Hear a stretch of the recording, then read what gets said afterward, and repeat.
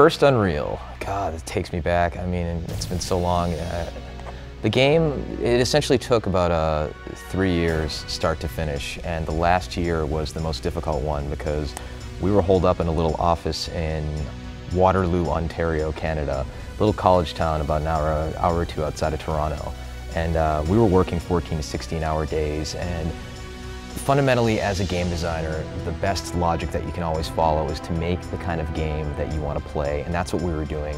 We were working our butts off to make a collective vision of something that was beautiful and interesting and compelling. It was a world that gamers wanted to explore, that was rich with beautiful environments and interesting alien creatures and fascinating locales. We began developing Unreal in 1995.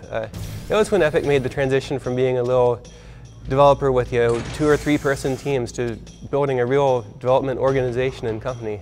Unreal was our first really major production. That's where we learned to develop a large-scale piece of software with a large team, integrate lots of artists in the pipeline, and build significant tools to help everybody create the game. We were a bunch of kids throwing as much cool stuff at the wall and seeing essentially what stuck. And as fate had it, a lot of it did stick, and we wound up with a golden product that had a lot of gamers look back at with an incredible sense of nostalgia. I mean, going into the introduction of the scars, the first enemy with the lights turning off and the creature leaping out in the darkness with the techno music blaring, I mean, to this day is still one of the most affecting moments in gaming history. To take all of that universe and to then transition that from the first Unreal into the mega hit that was Unreal Tournament, it was actually a really easy transition to make. We started off Unreal Tournament as an add-on pack. It was called the Bot Pack initially, named after Steve Polge's Reaper bots. And actually, as we started working on it, we realized that hey, this is really fun, and this is really cool. This deserves more time, and it developed into its own big franchise. And Mark Rain came in with his usual 800-pound gorilla demeanor, guys, we got to make this, this a full product. This demands to be, on the market as a retail game. And we're like, Mark, we thought it would be an add-on pack. And he's like, no, we're going to call it Unreal Tournament, and we're going to add these cool features. And we're like, you know what?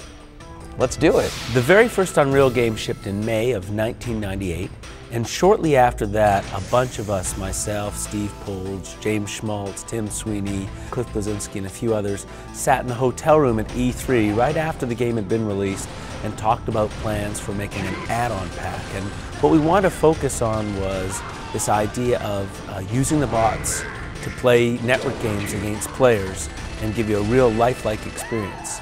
And ultimately, that became Unreal Tournament. If I could go back and do it again, I'd do it in a nanosecond, and everybody that was involved would do it, because it was not only the launching of multiple careers, it was also the launch of a franchise.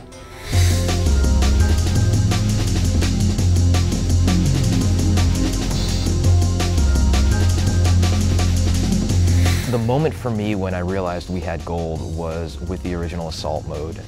Nobody to that point had done any sort of a battle of that scale that you could play in single player with AI characters that storm the beach with you, or play in multiplayer where you're attacking a submarine or underwater city or anything like that.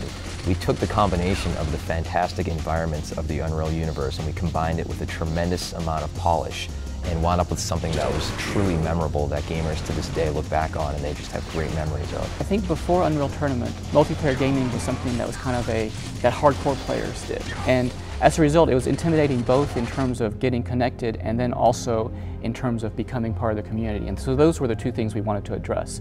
And the 2 ways we addressed that, one was by building an interface that made it really easy for players to get online and play with their friends. And then the second thing is, with our really good AI, we were able to give people a taste of what multiplayer gaming was like before they kind of jumped in and exposed themselves to the internet players. I think when you take your average Unreal Tournament fan and you mention to them that there's another chapter in the series coming along, they're rabid. They have tattoos of the logo. Well, the one thing we really learned with Unreal Tournament was this idea that we should take our time and get it right. And Jay Wilbur has this great saying, you can have it right or you can have it right now. I think it's because they know they're going to get something that's fantastic and is also a quality product. They know that at the end of the day, for the amount of money they pay, they're going to get thousands of hours of an experience, and they can modify the world and mold their own environments and create their own characters. And that's a community they get to participate in by playing Unreal Tournament and modifying it. About a third of the developers at Epic actually come from the mod community. And these are people who started out by programming mods or building their own levels in Unreal. And these tend to be the most enthusiastic people you can find in the industry. They didn't come here for the money, they didn't build games because they needed a steady job. They did it just for fun and for passion. One amazing fact that people don't realize is that a lot of people have used Unreal Tournament games as their resume, as their springboard into the industry. A lot of the people that work at Epic actually came from the mod community. The whole idea of the mod community, the fact that we released this product and it actually ships with the very same tools that we use to build the game, it blows my mind to see people get hands-on with these tools.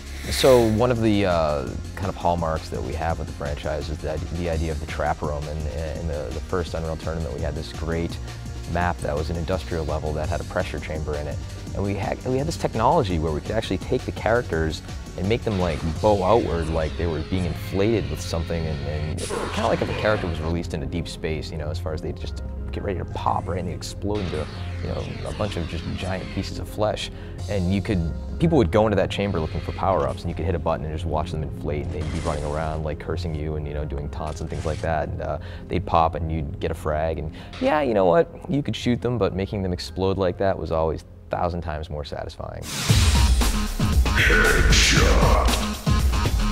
I think the whole clan scene is a really fascinating kind of evolution of where the shooter market has gone. I mean, if you take gamers, they want to play together, they want to feel like they're a bigger part of something, and the clan matches, the clan scene is kind of representative of that. And what you actually have now is the idea of professional gamers that have kind of come out of the clan scene, whereas these gamers get together, they become extraordinary at these titles, and then they actually move on to making a great living playing a video game all day long, which, if you ask me, is just absolutely unbelievable, and we encourage it and support it in every way possible. Altfire, I think, yeah, definitely changed the genre, a little bit of first-person shooters. It just added a whole nother layer of, gameplay to the whole gameplay mechanic. You could basically throw in those like 2 weapons for the price of 1, and in some cases even 3. I think a lot of games have kind of, took that and ran with it as well after we did it. So back in the day, during the development of Unreal Tournament, we had a designer named Cedric. He was this crazy Frenchman who one day just made a map that was essentially an asteroid in the middle of space that was rotating. And the first version of Facing Worlds, which is what the map became known as, it's basically 2 towers on an asteroid with Earth in the background. Ultimately, this wound up being the most played CTF map of the original Unreal Tournament. I just think it's because gamers loved popping each other's heads with the sniper rifle. That was like the gold standard, kind of like, default map for Unreal Tournament CTF, which is just to this day, classic top 3 maps of all time. You like that? So in the first Unreal Tournament, we had these like taunts that were like a pelvic thrust. And so players could hit a button and they could just kind of like do this kind of thing, and like it was essentially the original humiliation of its day, because players would knock another player out and the player would be in spectator mode for a second. A player would go over him and just kind of do the thrust and just taunt him and just further enrage him and just undermine their ability to play the game and just be a bastard on the internet.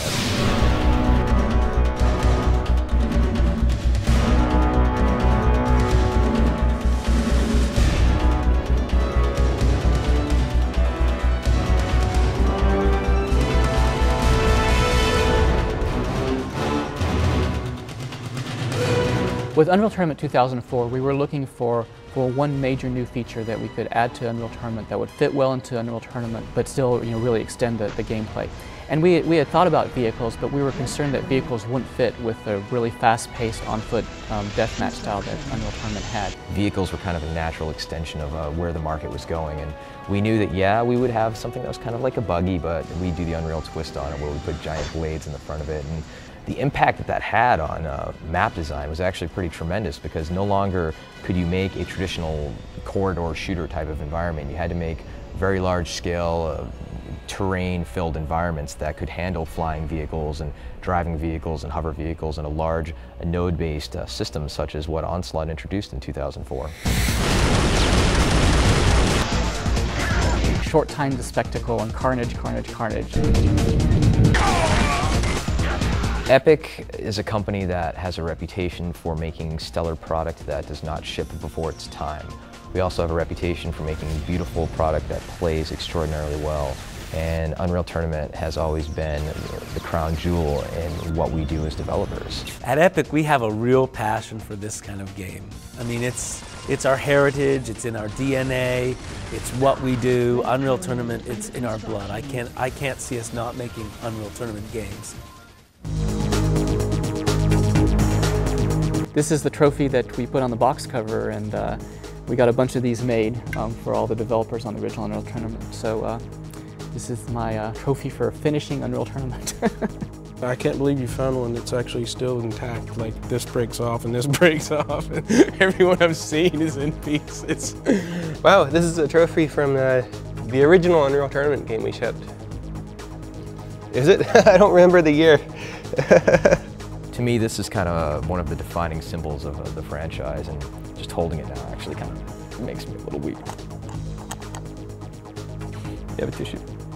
For those willing to build a mountain of bones and climb to the top, in environments that stun, against AI that kills, for those willing to stake their lives in the pursuit of victory, we salute you.